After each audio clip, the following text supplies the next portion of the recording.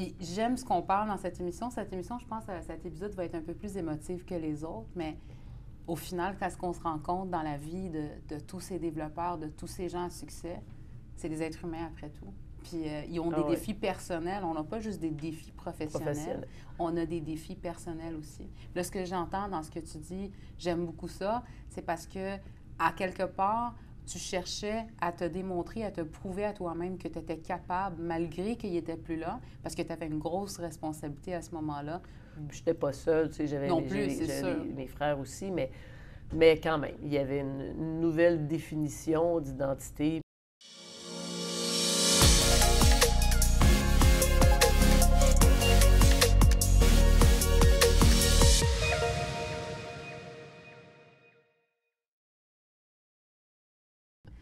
Bonjour à tous, ici Sophia Méliani, courtier immobilier de chez PMML. Donc aujourd'hui, on reçoit comme invité Annie Lemieux, présidente de LSR GESDEV, développeur immobilier, ingénieur aussi de profession. Donc bonjour Annie. Bonjour. Bienvenue d'être avec nous, puis merci de t'être déplacée dans nos bureaux. Bien, merci pour le bel accueil et vos magnifiques bureaux. C'est très agréable d'être avec vous. Super. Donc, Annie, on te reçoit aujourd'hui en tant qu'une experte dans le domaine du développement immobilier. On sait que vous avez une très grande expérience dans le développement, surtout le développement d'envergure. Vous avez travaillé avec des REIT, beaucoup de styles de type d'acquisition et de type d'actifs. Parlez-nous un petit peu de vous avant tout. Qui est Annie Lemieux? Ben, moi, Annie Lemieux, j'ai grandi sur... Je suis comme la chanson de Beau Dommage. Je suis née sur la Rive-Sud, tout appris sur la Rive-Sud, grandi sur la Rive-Sud, d'une famille entrepreneuriale. Mon père était entrepreneur, alors un peu comme Obélix, j'ai été trempée tout jeune là-dedans. On allait visiter les chantiers que mon père avait réalisés. Puis j'ai pris intérêt... oui et non, parce qu'à la base, moi, je voulais être une commentatrice sportive. Okay. C'était ça qui m'animait beaucoup. Puis, mon père m'avait dit, avant de faire ça, tu iras étudier quelque chose de sérieux. Puis après ça, alors à la fin de mon cours en génie, j'étais allée faire une petite escapade chez ProMédia. Mm-hmm. Puis, vous allez voir si ça a valu la peine, si mes cours ont été intéressants. Et puis malgré ça, finalement, j'ai joint l'entreprise familiale. Puis ce qui m'intéressait le plus là-dedans, en fait, c'était de créer puis de réaliser des choses. J'aimais ça dire, bien, avant qu'on arrive, c'est tout terrain. Exact. Alors, il y en a de toutes sortes. Puis que finalement, on changeait la vie des gens puis les milieux des gens en leur créant une habitation, en créant des relations avec ces gens-là. C'est beaucoup ça qui m'intéresse dans mon métier. Bien, c'est super, c'est super. Puis, en fait, ton expérience en tant qu'ingénieur, est-ce que tu trouves qu'elle t'apporte aujourd'hui une plus-value en tant que développeur? Dans mon quotidien, je dirais que quand j'ai débuté, ça m'a apporté une certaine reconnaissance, peut-être, là, crédibilité. Crédibilité serait mieux. Okay. Alors, aujourd'hui, c'est le fun, il y a beaucoup plus de femmes dans l'industrie, mais écoute, les années passent vite, là. Mais quand j'ai débuté, il y en avait encore moins. Fait que d'arriver avec une carte de visite du génie, un peu d'expérience là-dedans, parce que quand j'ai terminé l'université, j'ai fait 2 ans dans un bureau d'ingénieur. Fait que j'avais appris un petit peu comment faire des infrastructures sur des sites, ces choses-là. Puis après ça, j'ai joint l'entreprise familiale. Excellent. Fait que dans le fond, c'est un parcours qui était peut-être prédestiné pour vous sans que vous le sachiez. Probablement. Puis vous avez été un petit peu sur le chemin qui a été tracé par vos parents qui étaient déjà là-dedans. Donc, vous avez un peu baigné depuis l'enfance, en fait, dans tout ça. Tout à fait. Les discussions de souper à la maison, j'avais 2 frères. On parlait souvent d'immobilier, on achète tout ça, on vend-tu. Les cycles, je me souviens surtout des périodes, des cycles économiques. Là, des fois, c'était plus prospère, des fois, on avait un parc immobilier, les taux de vacances qui montaient. Là, c'est pas ce qu'on entend aujourd'hui là, avec la crise du logement. Mais alors, ça, je me souviens des notions plus d'affaires un peu. Excellent. Fait que c'est bien que vous parliez de ça parce qu'aujourd'hui, on est en plein dans un cycle que beaucoup d'investisseurs n'ont pas connu, qui est très nouveau, où est-ce qu'on a non seulement un taux de vacances quasiment à zéro, mais qu'on a aussi une crise de logement et qu'on a de moins en moins de terrain à développer. Donc, c'est un cycle. Puis d'avoir un investisseur d'expérience comme ça qui a connu différents types de défis depuis le début de sa carrière, c'est intéressant de voir que malgré les défis que vous avez dû vivre dans les cycles qui étaient différents, vous êtes toujours là aujourd'hui. Puis c'est ça, je pense, la réussite d'un développeur immobilier, c'est de pouvoir passer au travers de ces cycles-là et de ces différences et surtout de s'adapter. Parce que je pense qu'en immobilier, on vit à travers une adaptation quotidienne. J'aime beaucoup ce que tu dis au niveau de l'adaptabilité, parce que j'ai eu l'impression, puis là, j'essaie de me garder jeune. Ça fait longtemps que je fais ça, mais j'ai commencé bien jeune. Bien, vous avez l'air encore très jeune. Ah, j'ai l'air encore très jeune. Mais quand j'ai débuté, on mettait beaucoup d'emphase sur les gens qui étaient visionnaires, puis qui voyaient au-devant. Puis j'avais une amie dernièrement qui me disait aujourd'hui, les meilleurs entrepreneurs, puis assurément, on peut l'ajuster au milieu de l'immobilier. Elle dit, c'est plutôt des gens qui sont visionnaires parce que tout change rapidement, les cycles. Elle dit, c'est les gens qui sont agiles, qui deviennent les plus performants. Puis je dirais c'est probablement une des choses que j'ai appris dans l'organisation chez nous, où on avait des parcs immobiliers. On faisait aussi du développement. Oui. Puis ça l'a permis au fil des ans de s'ajuster, parce que quand il y avait un ralentissement dans le développement immobilier, on travaillait davantage sur nos opérations. Il y a eu des périodes où c'était plus avantageux d'acheter de l'existant que de construire. Puis aujourd'hui, je pense que c'est ce qu'il faut faire, selon les cycles, selon les besoins. On ajuste. Fait qu'il y a des fois, on a été plus un land developer, là, où on a développé des terrains. Il y a d'autres périodes où on a plutôt construit du condo, d'autres périodes où c'était du locatif.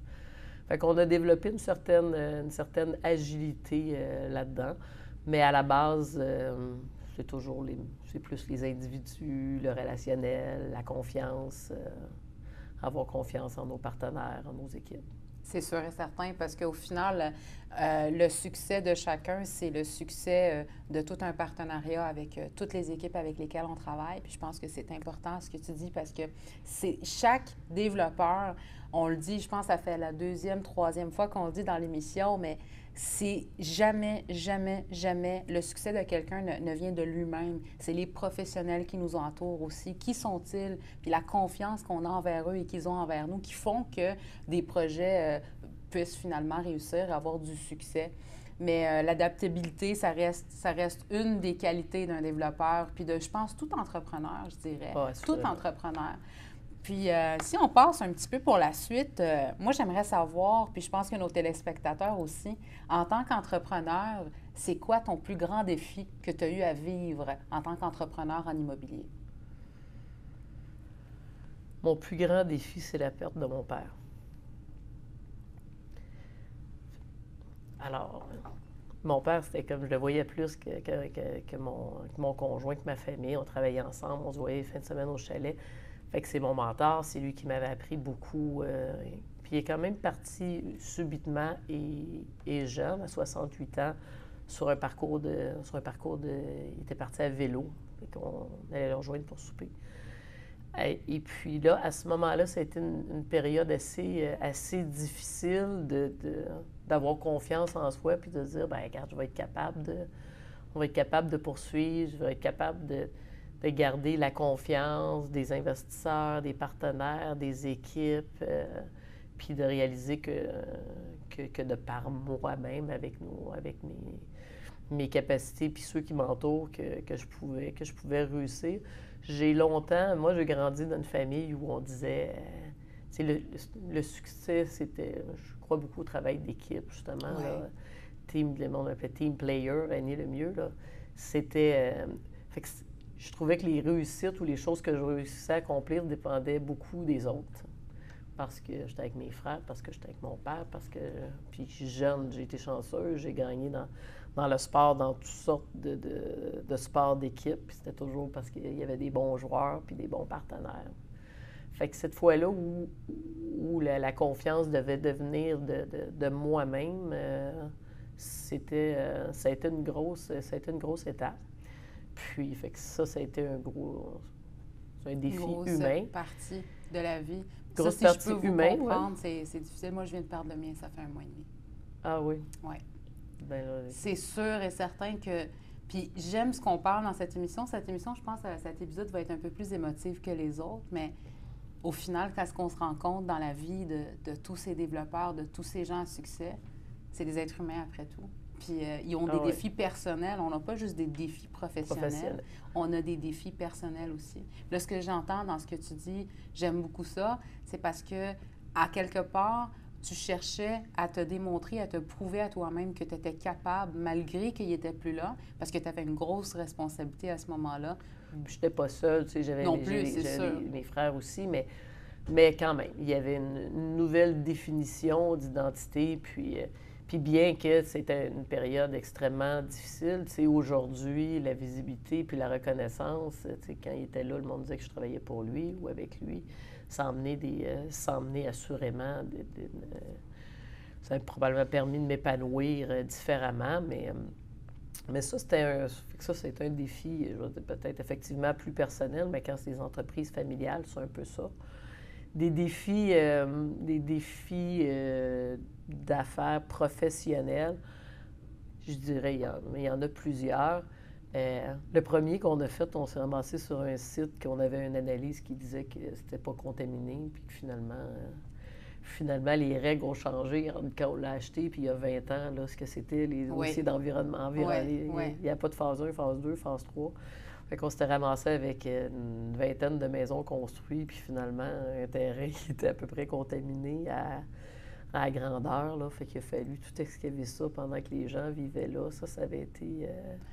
ça avait été assez difficile. Ça a l'air jeune, intéressant. J'avais 26-27 ans. Ça a été une dure... Ça a l'air intéressant. Fait que dans le fond, vous avez acheté un terrain 20 ans plus tôt? Bien, peut-être pas 20 ans. On avait acheté un terrain, je ne sais pas, ça faisait peut-être 4-5 ans qu'on l'avait. 4-5 ans. On avait fait 4 tests dans ce temps-là, 4 tours. Oui. Puis là, finalement, on avait eu quelqu'un qui nous avait dit « c'est parfait ». On avait acheté les actions au lieu d'acheter les actifs. Donc, on apprend toujours de ces choses-là. Fait que pas de recours face aux vendeurs parce que finalement, on était rendu propriétaire de la compagnie. Puis là, on avait 26 personnes qui vivaient là avec des enfants. Donc, vous aviez bâti des maisons. Vous avez eu le temps de les bâtir, de les vendre. Exact. Et ensuite de ça, comment vous êtes... En creusant, finalement, on a trouvé de la contamination. Fait que là, on pensait que c'était ponctuel, mais là, toutes les fois qu'on devait tester les parois pour s'apercevoir si c'était correct, c'était jamais correct. Fait que là, on continuait pour s'apercevoir que finalement, à l'époque, c'était des HAP, c'était des nouveaux critères qui n'étaient pas testés avant. Fait que finalement, notre terrain était contaminé au HAP à grandeur. Fait que ça a été un dur apprentissage à 26, 27 ans, là. Et finalement, qu'est-ce qui s'est passé? Vous avez pu décontaminer le tout? Oui, on a gestion, analyse de risque, consultant en environnement, 2-3 poursuites, quelques relations que je vois aujourd'hui qui avaient débuté difficilement puis qui sont devenues des relations très proches, mais on en a pris soin, de nos gens. On a été un dossier assez connu à cette époque-là, là, dans la période environnementale. Moi, je débutais. Fait que ça, c'est un défi que je me souviens. Outre que ça, je trouve qu'une des choses qui a évolué beaucoup, c'est les parties prenantes. Là, quand on débutait des projets avant l'acceptabilité sociale, j'avais créé la division qui détient mes actifs. Ça s'appelle LS4. Puis ça se voulait le mieux Serge Lacoste-Suzanne, c'est le nom de mes parents. Puis le mieux Synergy 4. Puis le 4 voulait dire le mieux synergie pour les 4 parties prenantes. Puis ça date quand même de quelques années. Là. Aujourd'hui, on parle de SG puis de l'ensemble des considérations. Mais il y a 10 ans, c'était quand même un peu innovateur. Puis là, je me disais, quand on fait un projet, il faut qu'il soit bon pour la société, il faut qu'il soit bon pour nos clients, il faut qu'il soit bon pour nos partenaires, puis il faut que ce soit bon pour notre organisation. Oui. Puis je trouvais à ce moment-là que ce qui était le plus difficile à obtenir, c'était cette espèce d'équilibre-là où tout le monde est gagnant. Parce que, tu sais, là, si la ville veut que ça soit trop beau, ça coûte trop cher, il y a moins de rendement, tu es obligé de louer plus cher ou vendre plus cher. Ton client, il a certaines capacités financières. Tes partenaires, bien, tu as des choix à faire sur j'aime-tu mieux qu'il soit 100% en matériaux nobles? Ouais. Est-ce que je privilégie différentes... les systèmes intérieurs de plus grande qualité, ce qui est plus à tape à l'œil. C'est toujours une espèce c'est toujours une espèce d'équilibre à trouver. Puis j'ai toujours trouvé que d'en développer des projets, c'était ce qui était le plus difficile. Et je vais dire 15 ans plus tard, 20 ans plus tard, là, je ne sais plus comment ça fait d'années que je fais ça, là, mais ce niveau de difficulté d'équilibre-là a juste explosé. Oui. Les parties prenantes sont devenues de plus en plus importantes et complexes. Les professionnels, avant, tu avais un architecte, un ingénieur, là, tu as les consultants d'acoustique, les consultants de radon, il y en a beaucoup qui sont impliqués. Les attentes des clients sont aussi plus grandes en termes de qualité, ils sont plus sophistiqués, ils ont plus de connaissances. Les gens qu'on a au sein de notre organisation aussi, ils ont des attentes de qualité de travail, d'engagement d'employeurs. Ça revient un petit peu vers tout ce qu'on disait tantôt, la continuelle adaptabilité. Ça, c'est exactement ce que tu es en train de dire en ce moment. Plus on avance dans le temps, plus on arrive vers des projets de plus en plus compliqués, de plus en plus demandants, où est-ce qu'on a de plus en plus besoin d'une équipe, des professionnels qui nous entourent pour pouvoir réussir ces projets-là. Mais c'est excellent, c'est excellent. Si on regarde un petit peu une petite question par rapport au fait que toi, tu as été ingénieur de profession, penses-tu que le fait que tu sois ingénieur, ça a influencé ta vision du développement de terrain?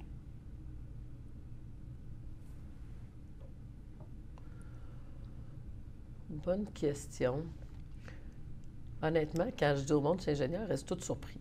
Fait que, tu sais, pour un ingénieur, j'ai un côté qui est beaucoup plus créatif. J'ai un côté qui est plus aussi commercialisation, promotion, qu'on voit moins du côté des ingénieurs. Si j'avais étudié il y a 20 ans, j'aurais probablement été dans des programmes comme l'entrepreneuriat, qui n'existaient pas vraiment quand j'ai étudié. Puis quand je suis allée en génie, c'est parce que j'avais le goût de réaliser des choses. Je trouvais que les autres professions, c'était plus des professions routinières. Fait que je me disais, tu sais, je suis comptable, mais là, je fais les états financiers. Puis, alors qu'ingénieur, je me disais, on va pouvoir faire des projets. Alors, moi, je suis une fille de projet. C'est ça qui m'allumait. Alors, ce que je me rapproche le plus dans le fait que je suis ingénieur, c'est l'ingénieur trouve des solutions à des problèmes, puis réalise des choses, des projets. Dans ce sens-là, oui, tu sais, assurément, je suis une fille de projet, puis quand il y a des problèmes, je trouve des solutions. Donc, c'est un peu là ton influence, ou est-ce que ta profession de génie t'a aidé à être beaucoup plus en mode solution. Mais au final, quand tu dis que tu cherchais à faire des choses en tant qu'ingénieur quand tu as fait tes études, puis qu'aujourd'hui, tu es quelqu'un de très créatif, mais au final, je trouve que ça se rejoint un petit peu parce que tu cherchais à faire des choses, mais en même temps, créer des choses, c'est aussi créatif. Fait que ta touche d'expérience sur le terrain avec ta touche d'ingénieur fait en sorte que tu es capable de jongler à travers les deux aujourd'hui. Effectivement, puis le génie a apporté une certaine rigueur dans le processus, mais j'ai une partner dans LSH SDEV qui, elle, gère plus le volet construction, réalisation, coordination des professionnels. Les autres, ils me disent que, tu sais, au bureau, c'est elle, l'ingénieur, tu sais. Moi, je suis l'artiste. Ça, c'est le fun. Ça, c'est le fun. Quand on a des équipes comme ça, là, c'est toujours intéressant. Ça donne un sourire quand on rentre au bureau le matin. Ben oui. Si on parle un petit peu de Annie Lemieux en tant qu'entrepreneur dans un milieu aussi compétitif que l'immobilier, Comment vous avez pu vivre à travers tout ça, la compétition dans le développement, puis tout ce que vous avez dû passer? C'est sûr qu'aujourd'hui, en 2024, on a de plus en plus de compétition. Comment Annie Lemieux, à travers tout ça, continue à être aussi présente dans le marché? C'est drôle parce que compétitif, là, dans le sport, le gagner, là, j'aime vraiment ça. Là. Il n'y a pas beaucoup de choses que j'aime plus que ça. Surprenant dans le travail, moins. J'ai pas... Puis je me souviens, toute jeune, j'allais faire un projet à l'île des Sœurs. Puis c'était le secteur contrôlé là, par... ils sont encore très présents, la famille Goworth faisait vraiment des projets magnifiques. Puis il y avait un petit déjeuner le matin, puis là, le monde, il avait dit « Là, comment vous allez faire pour battre votre compétiteur? » J'ai tout jeune, peut-être 30 ans. Puis ma réponse avait été ben moi, je les vois pas comme un compétiteur, je les vois comme du monde qui souhaite créer des milieux d'habitation. C'était peut-être moins sophistiqué à cet âge-là, mais dans la ville, puis contribuer au développement de l'île des Sœurs, puis qu'eux autres fassent des choses beaux, puis que nous autres, on fasse des choses belles aussi. Des choses beaux, ça faisait bizarre un peu, hein? Mais, des belles choses.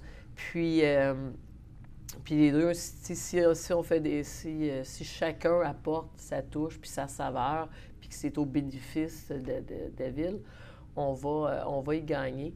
Puis c'était drôle parce que j'étais jeune pour avoir ces réflexions-là, puis je les ai encore plus aujourd'hui. Je trouve qu'il y a beaucoup plus de complémentarité. Moi, l'ensemble des développeurs, je les appelle. Tu as mis combien d'espaces de stationnement? Tu es proche d'un secteur où ce que je m'en vais construire? Teamwork. Fait qu'ils vont me dire, ben moi, j'ai mis ça, je commence par du condo. Si tu fais du locatif, on se partage des informations sur quelle plateforme tu utilises. Tu sais, il y a beaucoup de besoins. Puis moi, je pense que plus il va y avoir de collaboration sur des sites avec les partenaires, mieux ça va aller. Puis je trouve qu'il y en a beaucoup plus de collaboration aujourd'hui. Notre premier projet, les premiers projets qu'on a faits, on achetait des terrains, puis on mettait 3-4 constructeurs sur le même site qui offraient des produits différents, puis ça permettait de passer les sites plus rapidement. Puis d'ailleurs, l'autre jour, je parlais à des gens, puis ils me disaient comment est-ce qu'on va faire pour développer ici les terrains.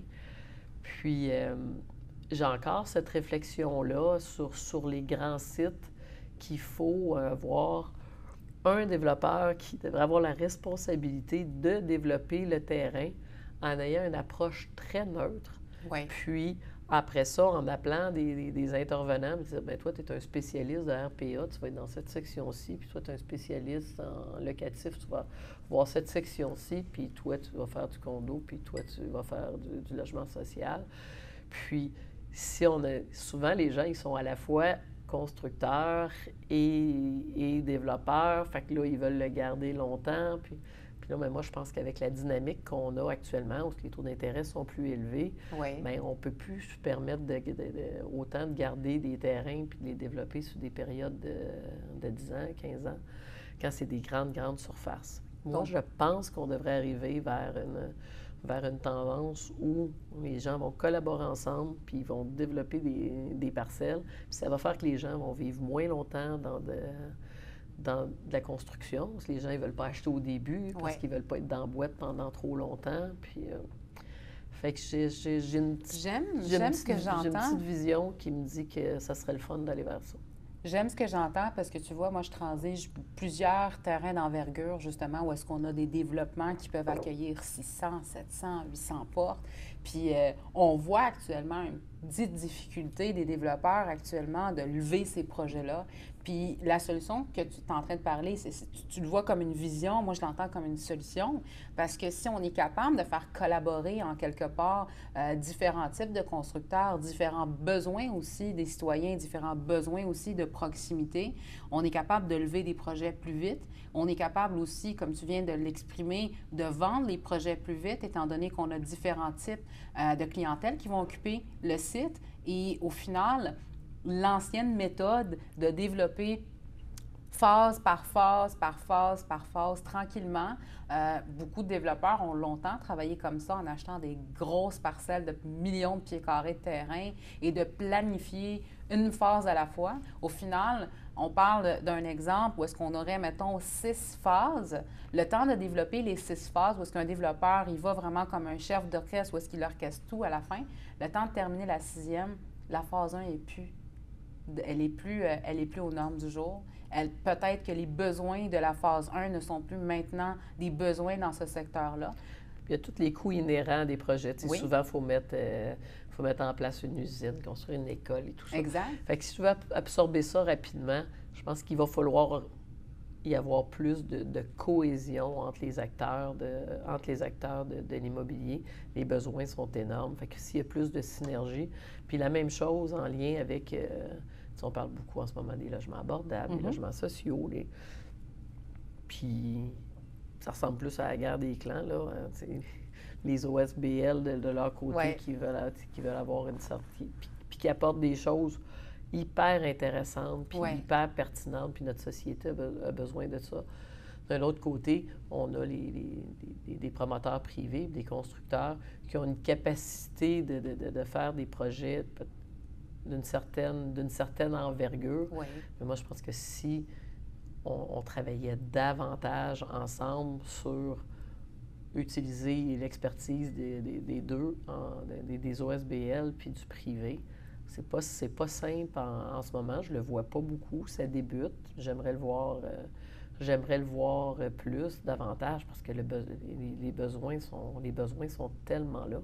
Fait qu'il faut trouver un moyen que le privé puisse contribuer à l'effort nécessaire pour répondre à la demande de besoins plus abordables. C'est sûr et certain qu'avec la demande qu'on a actuellement sur le marché, on a besoin d'une collaboration du gouvernement, en quelque part, de leur contribution vers les ONBL, OSBL aussi, avec le privé. Puis au final, on voit un petit peu quelques projets poussés comme ça, où est-ce qu'il y a une mixité sociale. Puis je parle avec plusieurs développeurs, puis on voit que cette tendance-là s'en vient énormément sur le marché, puis va être de plus en plus présente avec de la mixité sociale dans les développements. Je pense que c'est aussi un besoin, puis c'est aussi une façon de recréer des communautés. C'est aussi un besoin actuel, recréer des communautés, recréer des sphères sociales. J'aime beaucoup communauté. C'est une des choses qu'on choisit dans les projets qu'on réalise. Le monde il me dit, c'est-tu 55 ans et plus? Ouais. Dans tous nos projets, on veut qu'ils soient à l'image de la société. Ouais. Fait qu'il y a des gens plus âgés, il y a des familles, il y a des gens monoparentales, il y a des gens seuls, il y a des jouets pour les enfants. Les grands-parents viennent garder les enfants, peuvent les emmener à la piscine, peuvent les emmener à la salle de jeu. Puis j'aime que quand les gens sortent et se croisent dans l'immeuble, ils ont l'impression d'être dans la société. On a eu une période où on était moins dans l'inclusion. On mettait tous les étudiants ensemble, puis toutes les personnes âgées ensemble. Puis fait que, je sais pas, moi, je crois beaucoup à une société unie, collaborative, puis je trouve ça le fun quand nos projets représentent ça. On parlait de l'humain, là. Nos projets sont faits avec l'approche humaniste. Fait que ça n'a pas nécessairement besoin d'être beau, mais tu as besoin d'être bien, par exemple. Définitivement, définitivement. Puis si on regarde un petit peu avec LSR GESDEV depuis ton début jusqu'à aujourd'hui, pourrais-tu nous parler de ton projet le plus ambitieux que vous avez réalisé jusqu'à aujourd'hui? Un projet ambitieux puis que vous êtes fiers d'avoir pu concrétiser dans le fond. J'en ai deux. Oui. Le premier ambitieux, c'est Arbora. Oui. C'était ambitieux. C'était cute de la façon qu'on avait fait ça. On est allé voir tous les projets dans Griffintown, puis c'était tous des magnifiques projets, mais très orientés sur premier acheteur, jeune, trendy, béton. Fait qu'on avait regardé ça, puis on a dit, nous autres, on va sortir un projet style scandinave, chaleureux, foyer, plus grand pour des personnes qui vont être un peu plus âgées que les jeunes professionnels. Ouais. Puis, on a décidé de le faire en bois CLT. Il n'y en avait pas vraiment. On est allé visiter l'usine de Chibougamau pour leur dire, tu sais, si c'est compliqué, là, puis on a des problèmes dans la construction, là, allez-vous nous supporter? Ils nous ont raconté que leurs usines avaient brûlé 2 fois, qu'ils l'avaient construit. On s'est dit, oh, si on a des trous, ils vont être là. Et puis, ça a été vraiment une belle histoire, Arbora. Puis, je vous ai parlé de l'épisode que mon père était décédé.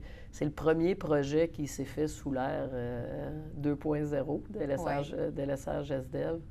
Puis, je me souviens, là, quand elle a signé mon nom dans le bas de l'entente, je remercie encore la gang d'Aldo, M. Ben Sadoun, Marie-André, qui avait décidé de nous faire confiance en ce moment-là. Il m'avait dit, comment tu vas faire pour me faire de l'argent? J'avais dit, je peux pas vous promettre que vous allez faire de l'argent, mais je peux vous promettre que je vais être un bon partner. Puis j'ai dit, je vous souhaite de jamais le savoir, vous allez le savoir seulement si ça va pas bien. Parce que quand ça va bien, tout le monde est des bons partners. C'est quand c'est plus difficile que tu sais vraiment si c'est un bon partner. C'est vrai. Alors, fait qu'on a fait un beau succès avec Arbora. Ça a été vraiment une belle aventure. Puis, fait que ça a été audacieux, courageux. Bien fier de celui-là. Combien d'unités au total? Combien d'unités? 3 phases, 350, un peu plus que 300, 450. 2 immeubles locatifs que j'ai plus le chiffre exact. Puis donc, on parle de centaines, de plusieurs centaines. Oui, 350, 450, là, je suis mêlée un peu dans mes chiffres. Puis le deuxième projet ambitieux? Le deuxième, c'était Novia. Oui. Novia, c'était assez ambitieux. Fait qu'on a acheté un terrain, puis moi, je pensais le faire en 2 phases. Initialement, on voulait faire une phase de locative, puis j'ai une division qui fait des résidences de soins, des CHSLD on a des CHSLD, Lois-l'État, des résidences intermédiaires. Fait qu'on s'est dit, il y a des besoins, CHSLD, on va faire ça. Puis en tout cas, finalement, le CHSLD, les autorisations, puis tout ça, les ententes avec l'État, c'était plus long, puis nos partenaires aimaient mieux que ce soit tout du locatif. Fait qu'on a dit, on va faire du locatif. Puis dans ma tête, ça pourrait être 2 phases. Puis finalement, on a décidé que c'était une phase. Puis là, moi, je me disais, tu sais, quand ça ralentit, là, être responsable de, tu sais, 350, 270 unités, d'un coup, je trouvais que c'était beaucoup. Ben oui, 21 étages, puis là, mais il y avait beaucoup d'inflation dans ce temps-là, puis on se disait, bien, le monde, ils seront pas dans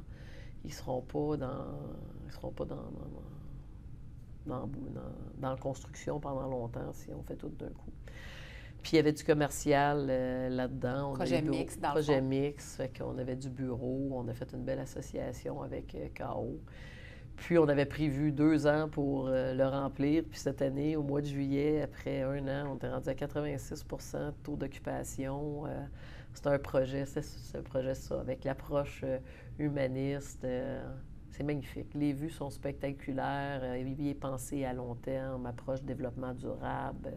On a une voiture que les gens vont partager. On dirait que dans Novia, j'ai l'impression que tout ce que j'ai appris en 30 ans, tu l'as mis là-dedans. On l'a mis sur la table, j'ai et nous, là, parce que Lucie, qui est extrêmement opérationnelle, là, les portes, les accès, les gens qui déménagent, on ne veut pas qu'ils passent par le hall d'entrée. Il y a un accès particulier. Les cuisines partagées, la façon que les unités sont pensées. Il y a un monsieur, c'est géré par Albert, une société de gestion qui gère nos immeubles. Oui. Il s'appelle Albert Immobilier, puis le nom venait de l'approche conciergerie. Là. OK. De prendre soin de notre monde. Vous avez besoin de quelque chose, Albert est là pour vous. Et puis, il y a beaucoup de ces petites attentions-là là, qui sont possibles dans la livraison des colis et tout ça. Fait que c'est les 2 projets que justement, dans celui-là, où est-ce que tu nous parles un petit peu de l'approche humaine, en fait? LSR GESDEF est connu un petit peu pour ses accréditations LEED dans les immeubles. Puis moi, je pense que on aimerait ça savoir, dans le fond, c'est quoi l'importance de la durabilité que vous accordez dans vos projets. Quand vous faites du développement de projets, c'est quoi l'approche où est-ce que vous, dans le fond, apportez de l'importance à ça? Est-ce que c'est aussi important? Pensez-vous que ça va être quelque chose qui va être de plus en plus demandé dans les prochains développements dans les années à venir? Moi, je vais vous dire un petit secret. Oui. J'aime pas les fins. OK. Quand je suis arrivée à mon secondaire, là, ils ont joué Final Countdown. C'est la fin de mon secondaire. J'ai dit, hey, moi, j'aime pas ça, la fin. J'aime la continuité. Fait que ce qui fait que quand je fais quelque chose, je veux le garder pour toujours. OK. Fait que c'est la même chose dans mes relations, le même conjoint, les amis de longue date. Fait que quand je fais un immeuble, là, je sais que je veux le garder pour le reste de mes jours. Il y a plein de gens qui ont une approche différente, ils construisent, ils développent, ils veulent en lancer un autre. Moi, c'est quand je les fais, c'est comme mes enfants, je veux toutes les garder. Et puis, fait que ce qui fait qu'on a une attention particulière à ce qu'on va construire parce qu'on sait qu'on veut l'avoir longtemps. Alors, on va mettre une enveloppe plus performante à long terme. On veut vouloir qu'il n'y ait pas de turnover au niveau des locataires. Fait que tout le côté acoustique est très développé. L'efficacité énergétique, parce que ça vaut la peine d'investir à la base si à long terme, c'est nous autres qui gardent les économies. Fait que c'est probablement ça qui est la raison principale pour laquelle on porte autant d'attention, c'est qu'on le fait pour nous. On le fait pour nous puis les gens qui vont y rester à l'intérieur. Puis quand c'est toi qui as affaire à les gérer, puis c'est nous autres mêmes qui gérons. Que ça dure le plus longtemps. Bien, on veut faciliter la vie on veut faciliter la vie à nos gens qui sont sur place. Fait qu'en amont, quand on conçoit, on pense à la personne qui va devoir prendre soin de cet immeuble-là. Fait que c'est sûr que tous les critères dans Novia, on a pris les critères WELL, là, on a 20 étages. Oui. À chacune des étages, il y a des exercices que ça devient un parcours d'entraînement. Fait que tout le côté bien-être, là, autant mental, physique, là, c'est quelque chose qui est important pour moi. Super. Puis si on parle un petit peu de LSR GESDEV, est-ce qu'on pourrait avoir un aperçu de vos prochains projets? Qu'est-ce qui s'en vient chez LSR GESDEV dans les prochains mois, dans les prochaines années? Bien, c'est toujours, moi, c'est toujours dans la continuité. Alors, je suis plus une apôtre de la croissance contrôlée. Alors, on souhaite doubler notre parc, entre quand LSR GESDEV a commencé, puis aujourd'hui, on est rendu à 1200 portes. Fait qu'on vient de fêter nos 10 ans. Félicitations. Et puis, dans le prochain 10 ans, on a réussi à faire ça en partant. On était 4, puis on a géré une certaine croissance. On pense qu'on est capable de refaire la même chose dans le prochain 10. Fait que c'est ce qu'on s'attend. Des sites... je regarde aussi les acquisitions. Je trouve que présentement, quand je regarde le niveau de... On est d'un terrain, mais le niveau de risque versus les acquisitions, il y a en ce moment, je pense qu'il y a quelques opportunités là-dedans. Mais j'ai un site qui est super intéressant à redévelopper dans Première Couronne, qui est à Saint-Lambert, qui rentre à peu près 260 unités. On veut développer ça. Puis j'en regarde quelques autres. Mais c'est toujours les mêmes critères. On veut qu'ils soient proches des axes. On veut que ça ait une certaine envergure pour être capable d'y mettre notre signature. Moi, j'aime ça quand le monde il me parle et me dit « Écoute, j'ai vu ça et tu t'assures que c'est un projet de vous autres. » Fait que ça me fait vraiment plaisir. Fait qu'on veut Novia, c'est une ligne qu'on veut poursuivre. Propulser. Alors, Novia Longueuil, Novia Saint-Lambert, Novia... Très bien.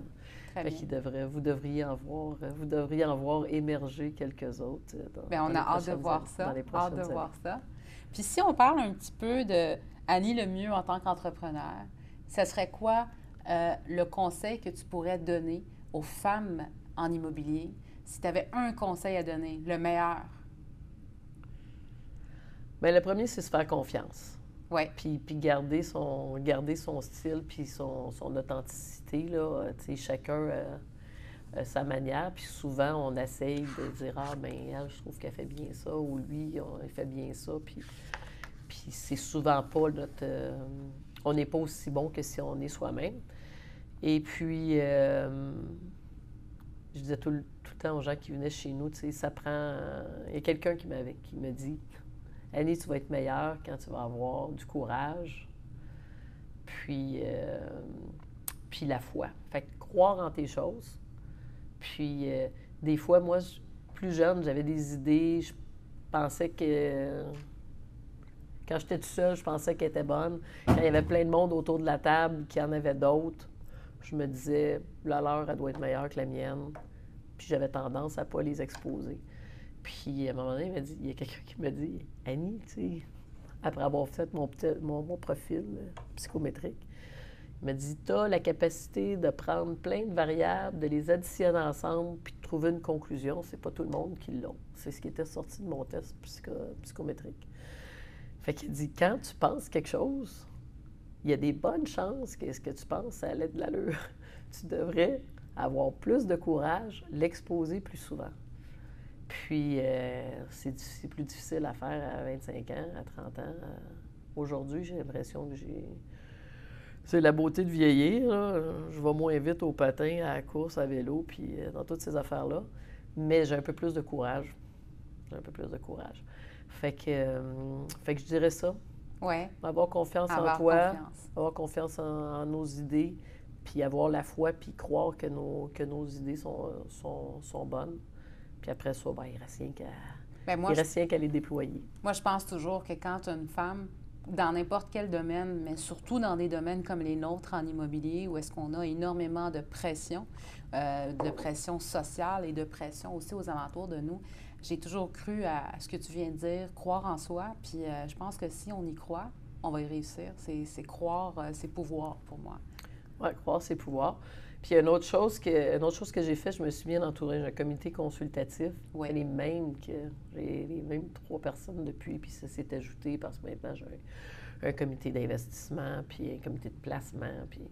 Mais à la base, ces gens-là, ils croyaient plus en moi que moi, je croyais en moi, là. Mais pour prendre des décisions, fait que là, maintenant, trimestriellement, j'ai beaucoup amélioré la gouvernance de l'entreprise. Fait qu'on a passé d'une entreprise qui était plus artisanale à une entreprise qui a maintenant une certaine gouvernance plus saine. Puis ces gens-là ont un regard externe, ne sont pas pris dans le quotidien, ils ont beaucoup d'expérience. Fait que moi, c'est quelqu'un au niveau légal, quelqu'un dans l'approche organisationnelle, quelqu'un en investissement. Fait que ça l'a beaucoup facilité. Fait que toutes mes prises de décision, bien que j'essaye de me faire confiance, je prends le pouls de ces gens-là qui m'accompagnent depuis plus de 10 ans maintenant. Puis ils ont eu un gros impact sur nos décisions, parce que c'est des spécialistes. Puis moi, j'avais grandi dans l'environnement familial. On était plus des généralistes. Puis quand je disais que les choses se sont complexifiées avec les années, je pense qu'aujourd'hui, il faut que tu sois entouré de des gens qui ont des niches bien précises. Définitivement. Au niveau des analyses financières, au niveau de la conception, même les communications, l'acceptabilité sociale et tout ça. Oui. Si on parle un petit peu des nouvelles tendances qui s'en viennent, quelles tendances pensez-vous qu'on va avoir dans les prochaines années? Puis est-ce que ces tendances-là que vous voyez à travers votre développement émerger, est-ce que vous pensez pouvoir en intégrer des nouvelles dans vos développements?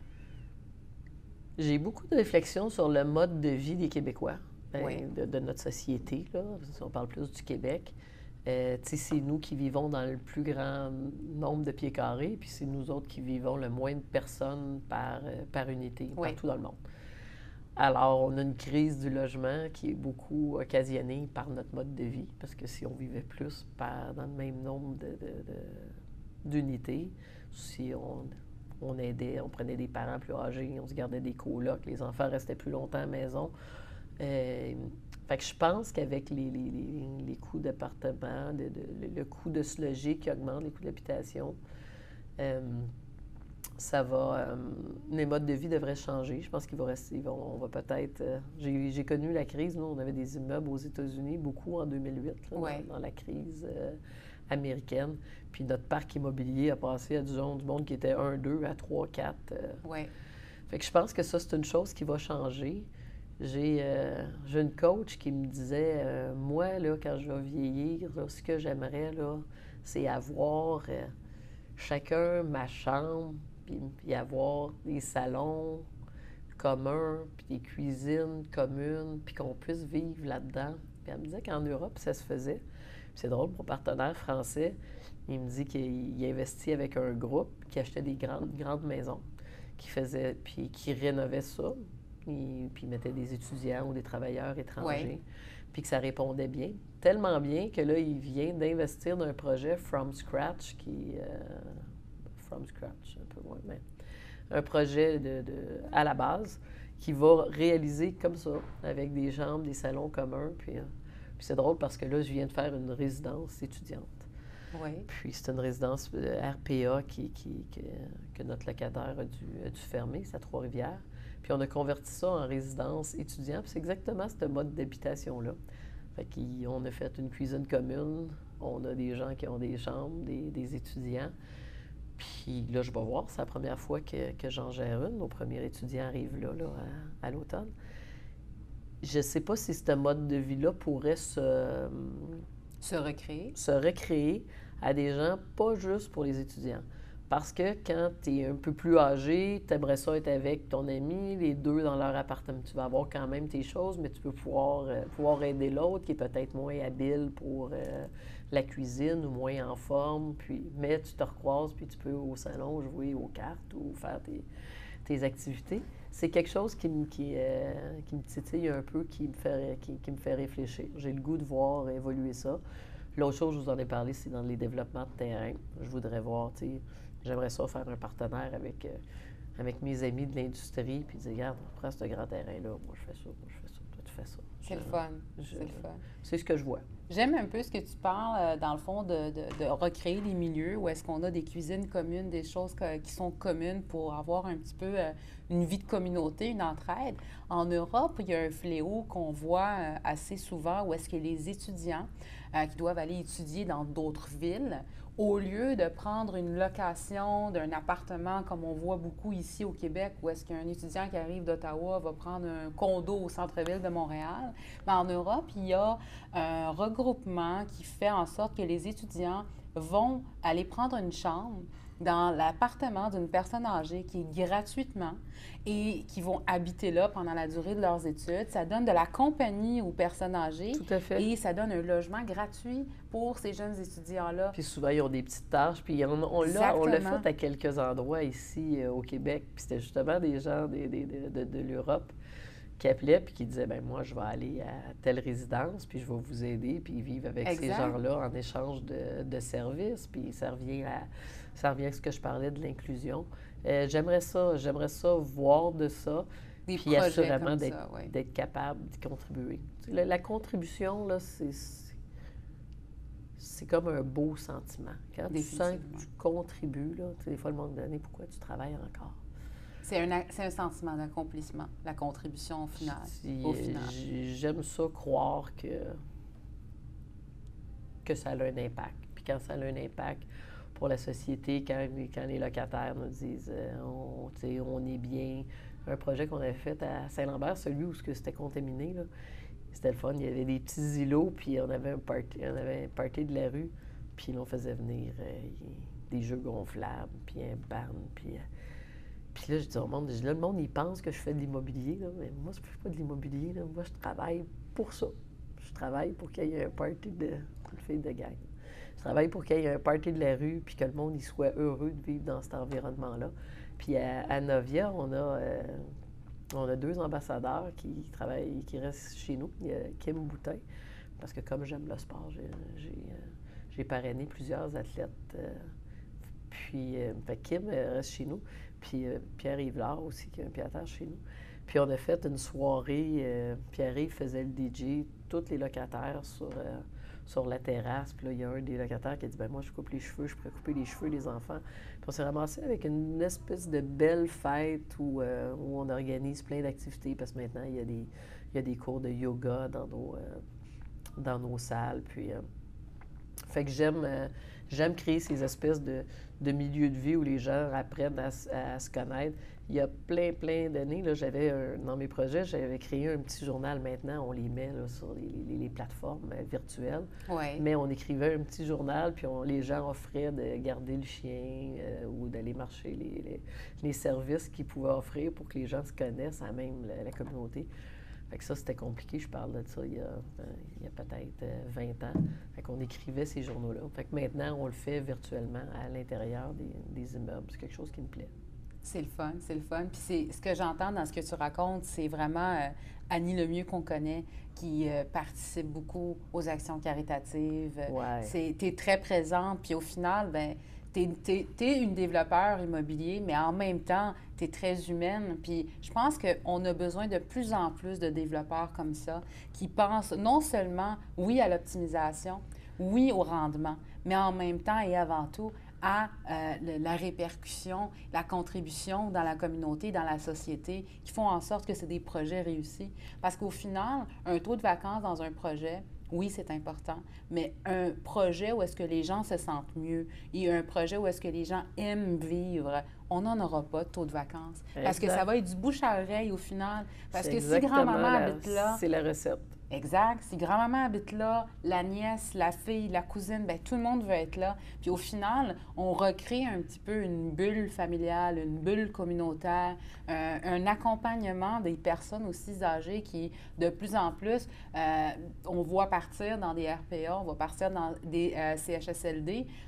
C'est sûr et certain que c'est le fun, mais quand on a les ressources pour maintenir le plus longtemps ces gens-là dans la société, je pense que c'est quelque chose de très important aussi. Puis là, on crée un rendement sociétal. Puis, oui. Tu sais, ça, c'est nouveau. On l'entend plus. Puis nous, quand je parlais des synergies des parties prenantes, tu sais, c'est ce que je veux dire. Tu sais, le projet ne peut pas être que le rendement. Puis avant, les investisseurs, c'était ça. Ça va être quoi ton taux de rendement? Puis aujourd'hui, j'entends beaucoup plus de...